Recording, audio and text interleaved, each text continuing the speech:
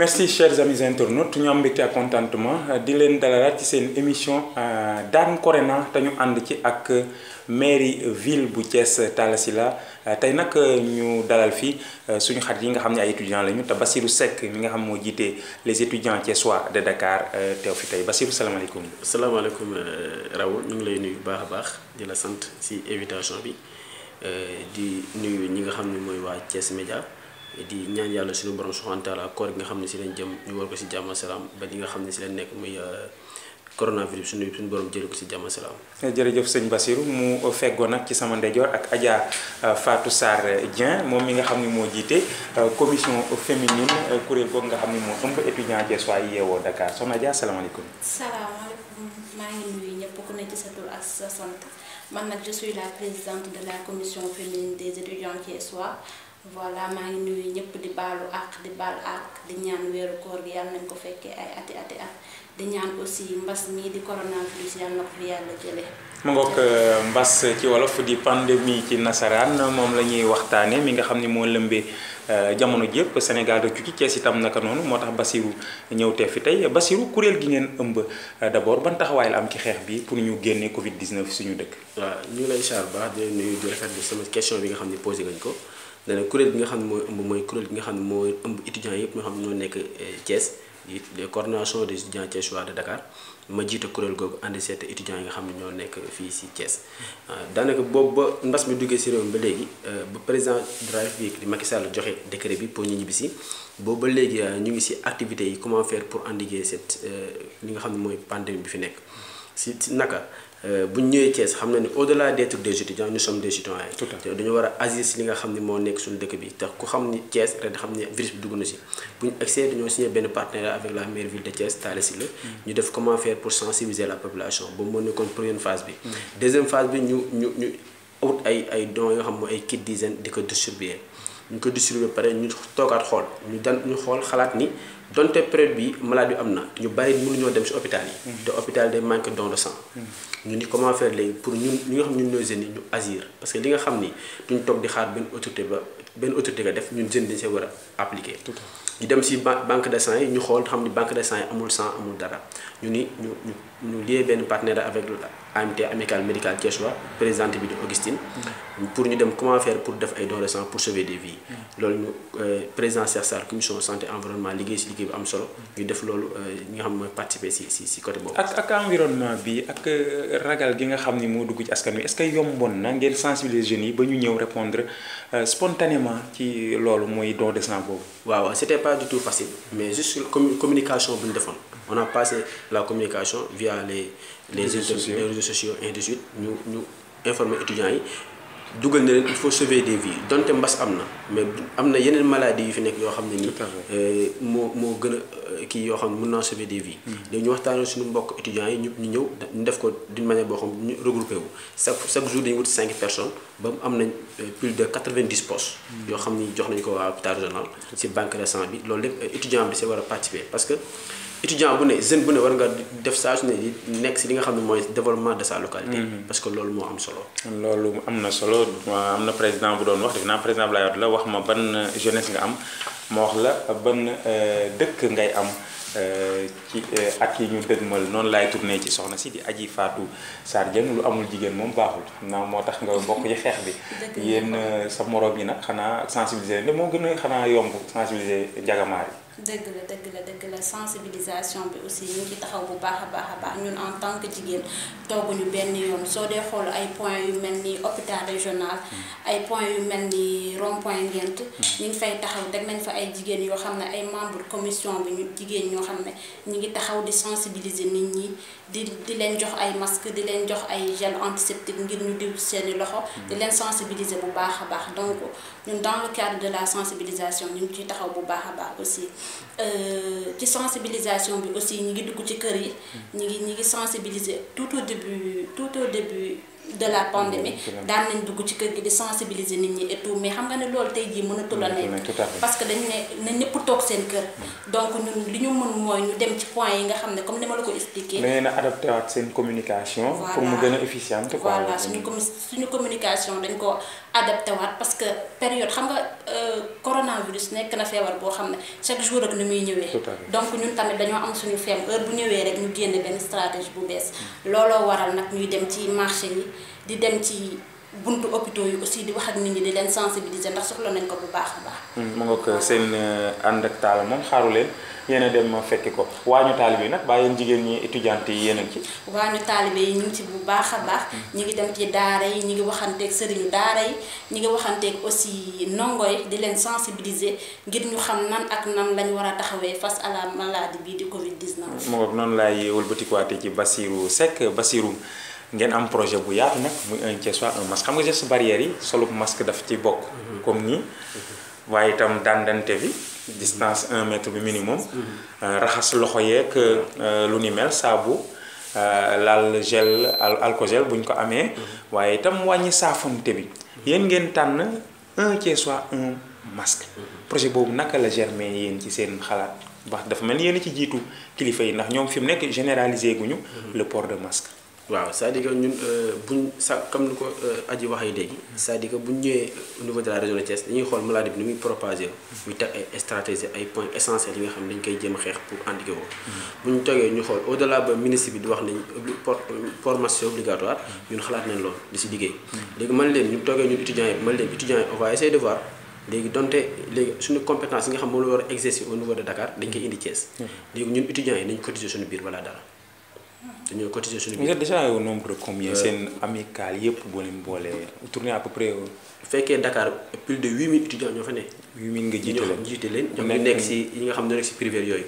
ba yàlla dogal na suñu borom tamit étudiants yi nga xam ñoo nekk si différentes universités seen président yi maay seen coordonnateur. tout à fait léegi bu ñu defee noonu ñu léegi dañuy comment faire léegi ñu defaat benn jóge na si don de sang nañ teg benn opération mooy. un Thiessois un masque bi yéen étudiants yi fare Dakar dong la wala étudiants Thiessois yi nekk tamit Bambey ak Saint-Louis ak ñëpp ci lañ bokk. déedéet bii étudiants yi nekk Dakar rek ñoo ko initié.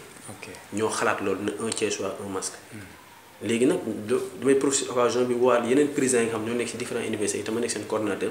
ñëw ànd ñun si liggéey boobu. pour mu gën a yaatu parce que mbooloo mooy doole te mbooloo mooy xeex li nga xam ne mooy coronavirus bi. bu ñu xalaatee loolu ñun léegi ndimbal na say fekk loxoy borom. tout à fait bala ñoo dem si benn autorité di ko wax mu jox ñu di ak la ñun étudiants yi dañu cotiser suñu biir. ñu nit ñii comme 1000 francs nga cotiser comme 500 nga cotiser. on a collecté beaucoup d'argent ñu jëm plus de actuellement am nañ plus de 20 000 masques. 20 000 masques 20 000 masques am nañ ko. ngeen ko commandé ci tailleur locaux yi nekk fii. voilà loolu am na kii tailleur yi ñu jox parce que comme que pandémie bi dafa touché ñu bari ñoo xam ne am na tailleur yoo xam ne fu mu doon nii sax liggéeyuñu. léegi comment faire pour ñu participer si li nga xam ni mooy si seen gestion. ñu dem jox nañ ko ay tailleur yoo xam ay tailleur différent la. di profité de remercier Cheikh Seye Kossens. moom tamit jàpp contribuer su am solo. mais jox na may nañu ay masques même Habib Niang. may nañu ay masques yoo xam ne tamit ñu ngi koy remercier. voilà bu ñu waxee loolu ñu ne un Thiessois un masque. ñu initier ko ñu étudiants yi dañ koy passer information parce que étudiant bu ne wala jeune bu ne am nga carte yoo xam ne différentes cartes nga dëkk bu ñu koy organiser mooy bu ñu amee 20 000 masques yi dañuy def d'une façon boo xam ne façon essentielle c'est-à-dire dañuy àndal le président de l'organisation di moom bu Konaté dañ koy scinder par 2 personnes parce que donc regroupement la ñu bañ dañ koy scinder par 2 personnes ñu dugg si kër gi mais di cibler les points essentiels c'est-à-dire ñu dem si li nga xam ne mooy arrêt Jakarta yi garage yi marché yi jox suñu yaay yi nga xam ñoo fa nekk jox leen ay masques ak population bi jox ak population loolu ñu ngi si woo autorité te autorité bu ñu dem tamit soxluñu ko jox ñu xaas wala dara nga ñëw contribuer si li nga xam ne mooy opération bi un Thiessois un masque nga ñëw contribuer jox ñu ay masques ñu jox ko population bi loolu moo taxoon ñu ñëw fii te pareeguñ te di ñaan yàlla suñu borom subhanahu wa ta'ala maladie bi jóge fi ba ñu delluwaat suñu yeneen activité mën na wax comme vous êtes en avance par rapport aux autorités ndax bu ñu xamee ni ak cas communautaire yi ni muy rawee ni forcément on tend à ça mooy généraliser le port de masque fii à Thiès. absolument parce que loolu ni muy gën cas communautaire ni muy gën di demee fii si région de Thiès ñun jeunes ñoo war a taxaw bu ñu xaar rek ni autorité bi da kaa war a def wala kee da kaa war a def dañoo am loo xam ne ni ñun ñëpp ñoo ko bokk ñoo ko war a xeexandoo ñun jeunes yi dañ see war a taxaw xeex ko en même temps sensibiliser population bi loolu dañ si remercier au passage monsieur le maire Talla Sylla mi nga xam ni au delà de ça defar na 250 masques pour la région de Thiès mais ñun loolu dañ koy 250 000 masques waaw gis naa ko si internet yi loolu dañ ko siy remercier parce que loolu ñun ñëpp dañ ko siy fekk si parce que amul nekkul une question loo xam ni parti bi wala parti bi dañoo nekk si question comment faire pour endiguer li nga xam ne mooy coronavirus bi absolument loolu mooy lu essentiel étudiants yi nag dina remercier baax si taxawaay bu ñu am fii mënoon nañoo ñëw toog bañ a def dara mais heure bu chaque fois ñu ngi jéem a xool yan suñu compétence da doy amuñu ay koppar mais suñu xam-xam lañu am nan lañu mën a def pour sensibiliser population Thiès bi ba bu ëllëgee ñu jéem a xool ba Thiès ba ñu ni bis fi mbas mi ñëwee étudiants yi taxawoon nañ nii. loolu seen warugal la parce que il s'agit de sauver la nation te kenn waru leen ci jiitu noonu laay wëlbati ko waat ci Adja Fatou Sarr Dieng yéen jigéen ñi nag wax sensibilisation wax leen. comme ni ko sa càmm ñi di waxee yéen a ngi ci place yu am solo yi Thiès arrêt Jakarta yi gaar yeeg marché yeeg lu ni mel ndax gis nga ni Thiessois yi li ngeen bëgg yéen mooy le port de masque ndax ñoom ñoo ngi koy jëfandikoo bu baax pour ñu arrêter chaîne de transmission bi. dëgg la ñu ngi ci sensibilisation bi ñu ngi sensibiliser ñëpp et tout mais Sénégalais dafa xaw a nekk nit koo xam ne dafa dëgër bopp.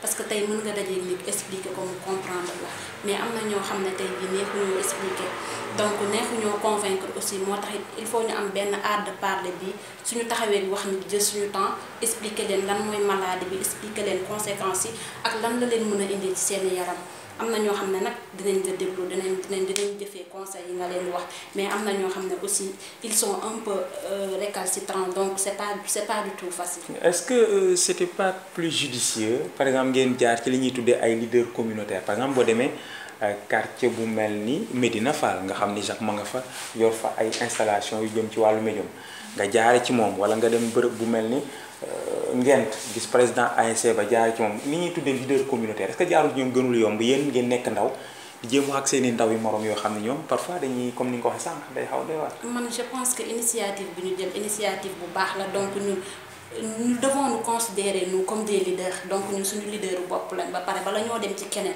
donc ñun nañ jiital suñu bopp ba pare nañ jiital suñuy propre moyens suñu gisee na nag lii demul wala lii mënta dem donc mën nañoo dem demander conseil autorité yi ñu bokkal koñ wala nit ñu baax ñi ñu bokkal koñ mais premièrement donc nañ jiital suñu bopp ba pare ñun ndax ñun ay leader lañ. yéen a ngi ci waaw noonu laa duyaat ci Bassirou xam nga dem ngeen ci point stratégique yi nekk Thiès yi nga wax.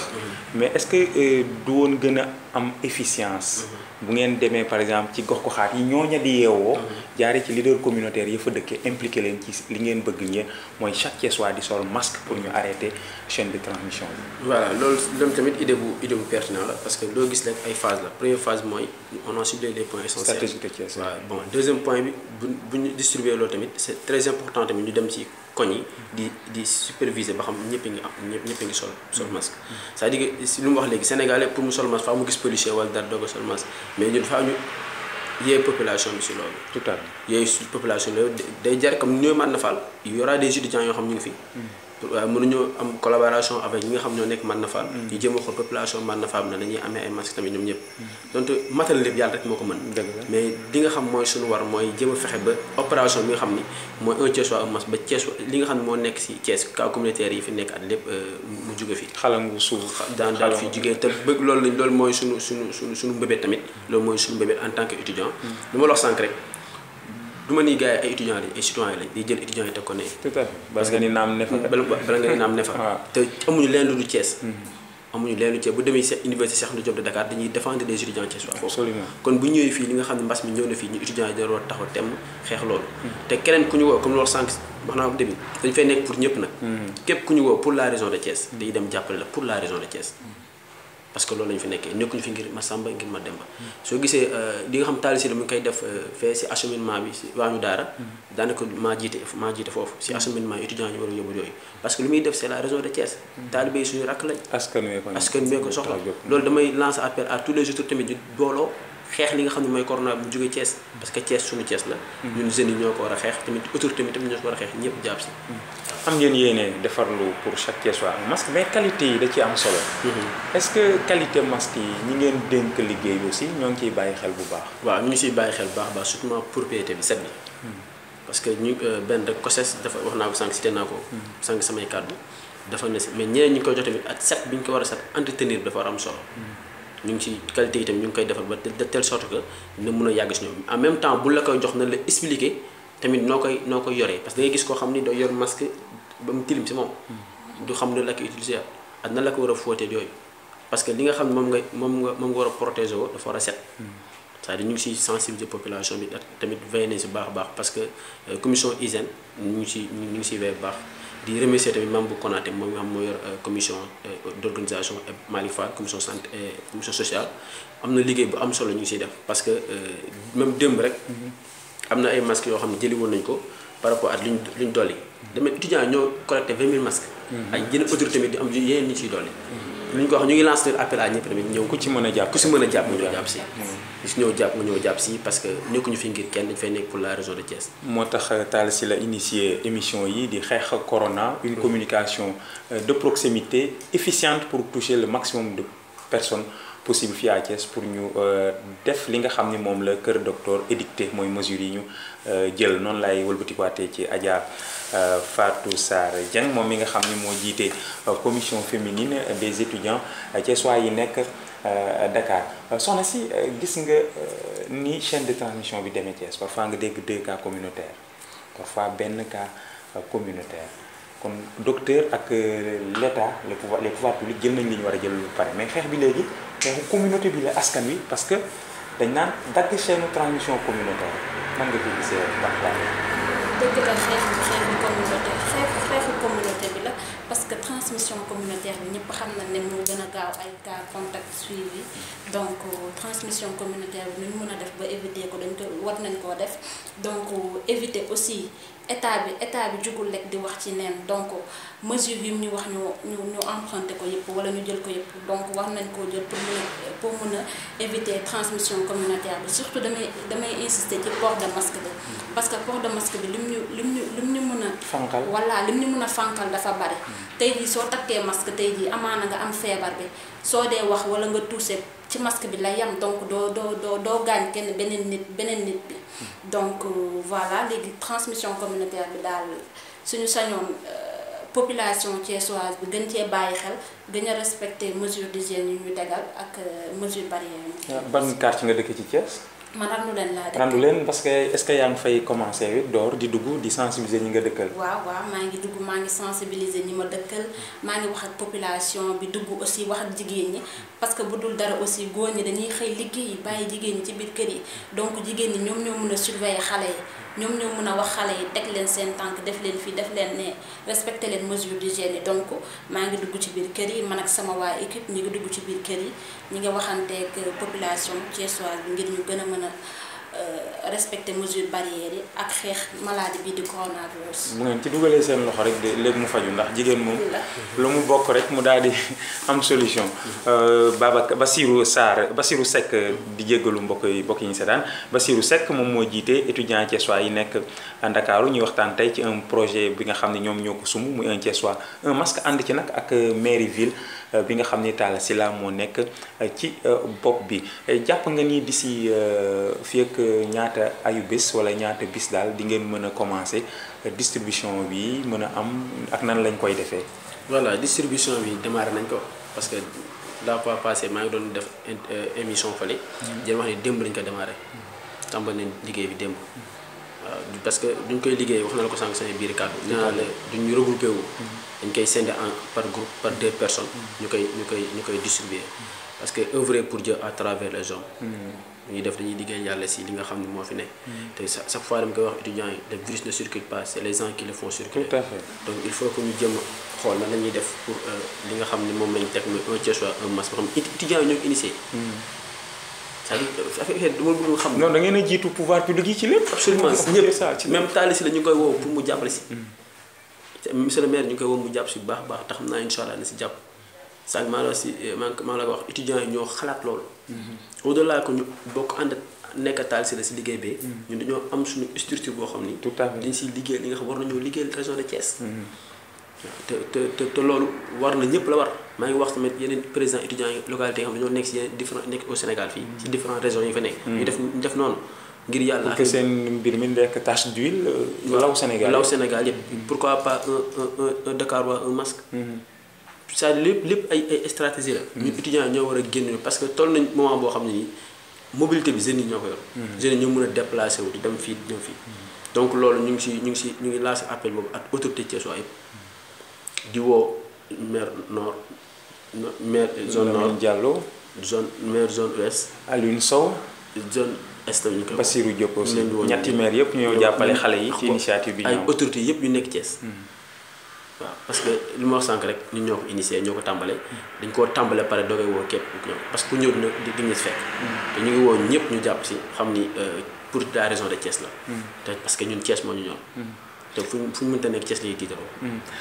wax nga ko foo mën a nekk Thiès ngeen di tiitaroo yéen ñëpp mais ci comité local yi nga xam ne dañ ko defar ngir ndimbal bi mooy ciblage yi jëm ci population yi ndax yéen jeunes étudiants thiessois am ngeen ci accès dugal nañ leen ci commission yooyu ci comité yooyu ngeen xool doxalin bi comme yéen a gën a sawar yéen a joti fu mag ñi jotiwul ndax ngeen bokk ci distribution bi pour ndimbal yi mën a egg ci population yi ko gën a yelloo.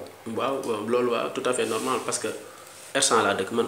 daanaka comité bi man si laa bokk très populaire sax. moom ça si laa bokk daanaka sensibilisation foofu absolument daanaka si laa bokk parce que ñu ngi fa jox 190 dons.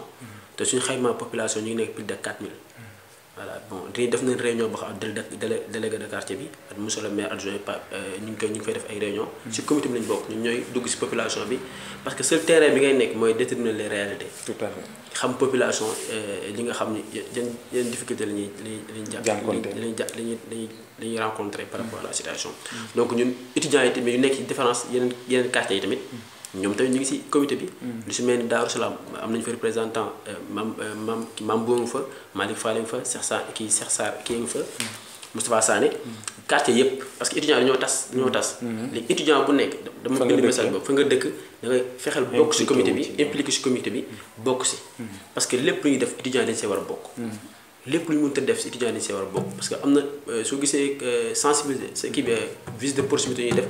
recensement yi def dafa metti mag mënu ko at koor gi. dëgg la daanaka ñun côté R100 rek def nañu ko 3 jours pour mën a recenser. R100 quartier bu mag la day xaw a metti te koo dugul këram explique ko problème bi naan da ngaa tëb sama kër. kon loolu étudiants yi communication bi étudiants yi ñoo ko mën. am na ñoo xam da ngay rom sax ñun ma da ngay recenser tëb sama kër. waaw faa nga dugg si kër gi expliquer leen ne. fi ñëw ñëpp mënuñoo am. mais ñu ko gën a yelloo donte jamono gi ñëpp a koy yelloo. waaye nañu xool ñu ko gën a yelloo ñu jox leen ko. da ngeen a jiitu ci ñëpp moom laa wax sànq ndax démb le président doo jël dogal ni na gaay changer méthode def une communication de proximité pour mu gën a am efficience bi nga xam moom la bëgg mais dimbal bi c'est bien boo takk masque baax na mais xam nga boo nee rester chez vous tamit day am lu gaay soxla comme dund ndax yéen étudiant xalaat ngeen seen kuréel gi ni mu baree ngeen cotiser waat jéem a jënd ay tonnes ceeb ak ki duuli nag lu ni mel dimbalee ko askan wi. waaw loolu tamit ñu ngi siy xalaat parce que comme li nga wax rek bopp yéenul mais xam ne bët yéenul mais xam ne lu bopp àttan. dëgg la donte suñu borom dogal na koppar gi am fi waaye am nañ ay xalaat yoo xam ne am ngeen mbooloo mi tamit stratégie yoo xam ni mën nañu koo teg ngir mën a sensibiliser population bi tey mënuñoo dem si autorité bi wax ko ba xam moo nekk si zone boobu weñ loxo wax ko mu dimbali population bi te yàlla nag bu dogalee ñu am ay partenaires yoo xam ne may nañ ñu ay diwlin ak ceeb dañ koy jox population bi mais comme que étudiant lañ daanaka dañuy def li nga xam ne fi la suñu doole yi am mooy comment faire pour sensibiliser la population bu ñu amee ay partenaires yoo xam may nañu ay dund yoo xam population bi yóbbul ko population bi daanaka noonu la ñuy procéder voilà te ñu ngi ñaan yàlla suñu borom comme ni nga ko waxee rek communication boobu daanaka loolu la ñuy chaque fois di waxal nit ñi parce que seule communication rek moo mën a trouver solution. dëgg la parce que nit ñi faj gi amagul. mooy tuddee rek moo te jamono gi métti na métti goo xam ne nii c'est-à-dire que problème yi yaakaar ne dund gi ñëpp war a am. dund gi ñëpp war a am c'est-à-dire faaw nii waxat population bi. xam na ñu ko gën a yelloo. ñu ko gën a yelloo. dëgg la parce que ni ñu ko distribuer ci quartier yi ñëpp mënuñoo am. dëgg la parce que yow su ma ñëwoon sa koñ jox la ñaari saako ceeb ne la xoolal sa koñ ñu ko gën a yelloo di nga xam ne ma kii ak kii ko yelloo. kon ñun nañu xam ni ñu ko gën a yelloo rek ñu jox leen ko te dañ ko def ko ci dëgg tamit def ko ci dëgg bañ a am kii sama xarit la wala kii suma xarit la. defe naa loolu tax mu jël général François Ndiaye teg ko ci bopp kuréel gi nga xam ni moo yor suivi koppar yooyu ñu dajale ngir dimbale ci askan wi. Adji Fatou yéen soxna yi nag yéen toog ci kër yi la gars yi wax de toog ci kër gi ak njaboot gi dina metti de mais yéen étudiants yi nan ngeen di def ba li nga xam ni mooy am comme tension yooyu comme yéen a ngi ci daara yi yéen a ngi jàng yéen a ngi def sociologie ak yooyu participer également ci fànn boobu nekkin wi ci biir kër gi ci période yu difficile yi lépp manqué également wala ci sensibiliser ci feebar bi rek ngeen di yem. non ñi ngi sensibiliser ci feebar bi mais à l'intérieur de nos maisons aussi ñi ngi xool nu ñuy organiser boo xool lu ñu def parce que suñu nee toog leen seen kër rek comme ni ñu ko waxee te joxuñu ñu dund joxuñu ñu lu ñu téye njaboot gi day xaw a metti. moo tax ma ni Bassirou sànq est-ce que ku nekk ci yéen du laal téeméer ngeen dajale téeméeri jëndu ceeb. mais xam nga déjà insbi ñi ngi def. masque yi un tiers voilà ñi ngi def ay kii pour don de masque yi. donc peut-être après.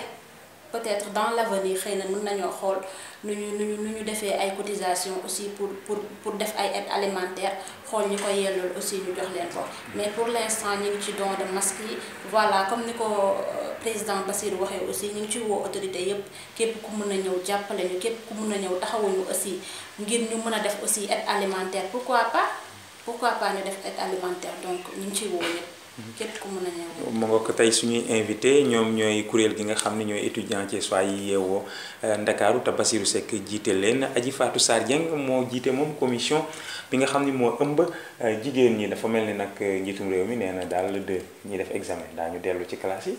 yéen it defe naa période boobu balaa le 14 daal yéen a ngi xalaat ci nan ngeen ko nar a allier ak pandémie bi.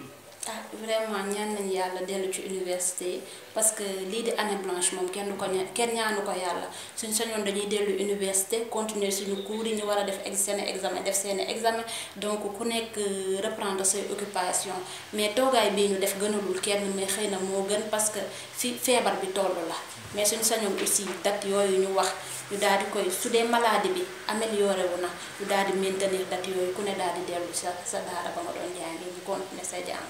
li ñu cëralee jox léegi mu jeex noonu laa ñëw ci Bassirou xam nga Covid 19 bi lépp lu muy bañ def ko fekk Sénégal ñun dañu bëgg dajaloo ci buntu kër yi toog ataay yéen les étudiants sax da ngay bàyyi sa chambre dem sa chambre copain pour ngeen waxtaan nekk une dizaine de personnes dans une même chambre une superficie réduite ndax président nee na le 2 ñi def examen dañu reprendre le 2 juin ñeneen ñi mu bàyyi ko à l'appréciation des académies ñu xool comment faire pour ñu reprendre yéen ñi nekk ci njàng mu kawe mi diggante boobu ba le 14 bu mbir yi wéyee nii ak cas communautaire yi est-ce que loolu du nekk musiba. waaw je pense que loolu si communication bi parce que loolu hypothèse la rek parfois mën nañu ko affirmer parfois mën nañu ko changer. c'est le président en personne qui a dit le 2 juin. le 2 juin. mais si ñii dem examen dañuy reprendre. dañuy ñaan yàlla suñu bopp. yéen ñi bokk ci njàng mu mag mi nag. mu kawe mi diggante le 2 ba le 14. waaw man sama xalaat dama ni dañuy ñaan yàlla balaa boobu maladie bi jóge fi. ak le 2 yaakaar nga mu jóge fi ak ni mbiri di lawe nii. waaw très bien ça virus bi nuy propagé wu moo gaaw. mais dañuy ñaan yàlla mi ko suñu borom lu fi indi balaa le 2 mu jëli ko fi si jàmm salaam waaw tant benn cas communautaire rek day wecc ay 60 personnes. parce que c'est-à-dire nit ñi xamuñu lan mooy cas communautaire. nga expliquer leen ko mu leer. voilà cas communautaire mooy nga virus bi c'est-à-dire porte ku ko yor ku ko wàlli ku ko yor ku ko wàlli xamu ko moo ko wàlli. xamu fan la ko jëlee daal xamu fan la ko jëlee. te mun na kaa wàlli keneen mun na kaa wàlli keneen ça loolu mooy problème bi moo tax ma le virus ne circule pas c'est les gens qui le font circuler. donc bu ñu toogee rek cas communautaire du am. parce que cas communautaire mun kaa wàlle ay junniy personnes. ay ñeent te ñaan ñu ko yàlla. moo tax ma la hypothèse la parfois mun naa affirmer sax mën nañu koo changer. mais dañu ñaan yàlla suñu borom subhanahu wa taala mu jógee fi balaa boobu. parce que su fi jógee balaa boobu université gis nga nu mel. daa bëri ay nit. te bu fekkee mbooloo lay macha allah fekkee mbooloo université moom li ñu fay ñaan ma ko yàlla. waaw kon dañuy ñaan yàlla balaa boobu maladie bi jógee fii ñu delluwaat suñu études yi parce que comme ni nga ko waxee ni ko aji waxee léegi rek. ñaan ñu yàlla année balance parce que ñaan nañu yàlla delluwaat si yeneen nekk si yeneen occupation servir les étudiants thiessois suñu projet bi nga xam te nañ ko pour les étudiants thiessois ñu mun koo àggale. au-delà de Thiès servir toute la nation aji laay jox mu tàggoo nga rappelé ñu geste barrière yi nag balaa ñoo tàggoo ak ñi nga xam ne ñooy seetaan Thiès Média. voilà geste barrière yi premièrement ñu ngi wax ci cadre raxasu bi donc na ñëpp di raxasu na ñëpp di raxasu di utiliser ak saabu. waaw di raxasu ak saabu. saabu moom seerul ñëpp saabu wala omo wala sans dépend rek. aussi na ñëpp ku ci am aussi gel hydroalcoolique. aussi nga koy utiliser su dee amoo saabu wala gel hydroalcoolique moo la gënal aussi nga utiliser gel hydroalcoolique. beneen bi ci topp aussi surtout dama siy insister mooy le port de masque. le port de masque donc na ñëpp respecter port de masque bi nga xam ne imposé nañu ko kuy génn na sol masque. ku war a dem fenn aussi na sol masque.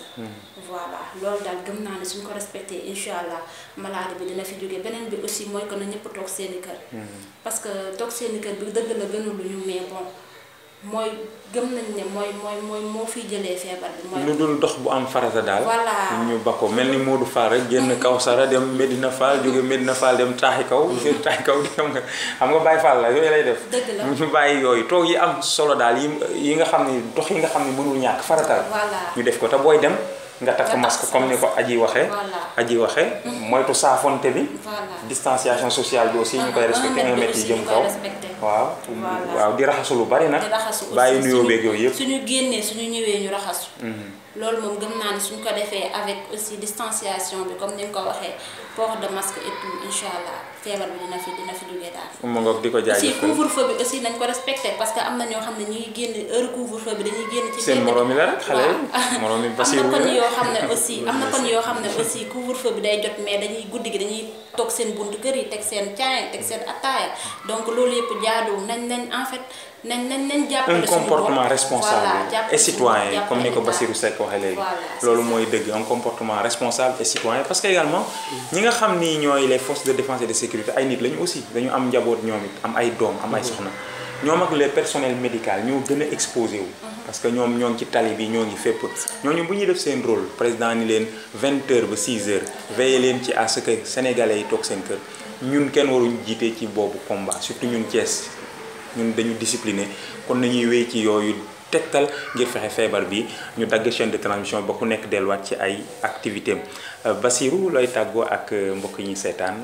waaw di leen remercier rek waa Thiès Média di leen remercier baax si liggéey bu am solo bi nga xam yéen a ngi koy def ici ci réseau de Thiès parce que lu ñu mën ta wax mooy information ñu ngi koy suivre te information leen ñor leen lu dul la réseau de Thiès ak info communication bi nga xam moo nekk si réseau de Thiès bi ñu ngi leen di sant di leen gërëm di ñaan télé bi yàlla ko suñu borom yokku si kanam yéen nga xam yéen fi liggéey suñu borom yokku leen di remercier autorité di remercier étudiants yi remercier les étudiants Thiès di remercier bu baax a baax si initiative liggéey bi nga xam bu am solo bi ñu koy liggéey fii ñu leen di remercier ñëpp guerre la yéen a war a nekk ci première ligne. waaw comme ni wax nous sommes en position de soldat contre le Covid-19. Ouais.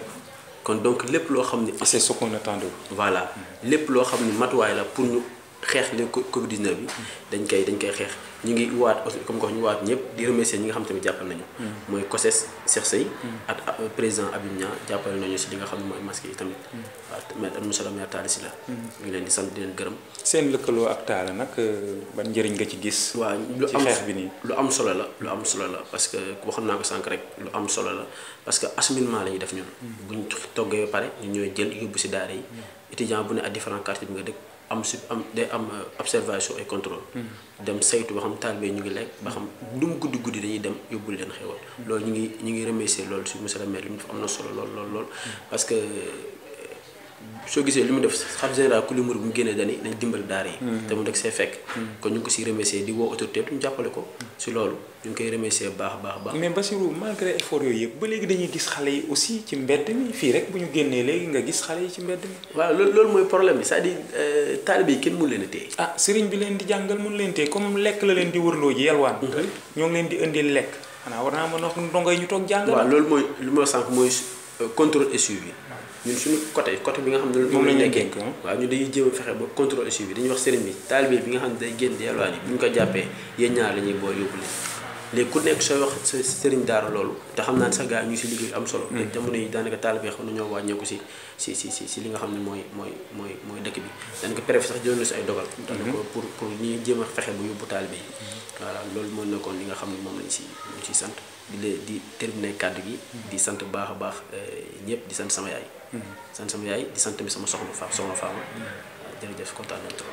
soxna Fama bàyyi ko mu liggéeyal Thiès ci kanam ma nga ko di ko jaajëfal Bassirou Seck mooy président des étudiants thiessois de Dakar ci seen projet bu am solo boobu mooy Thiessois un masque àndoon tey ak Adja Fatou Sarr Dieng moom mi nga xam moo jiite commission féminine étudiants thiessois yi nga xam ñoo yeewoo Dakar mu nekkoon seen beneen numéro émission Daan Corona ak la mairie de ville di leen jox rendez-vous prochainement avec d'autres invités jërë ngeen jëf.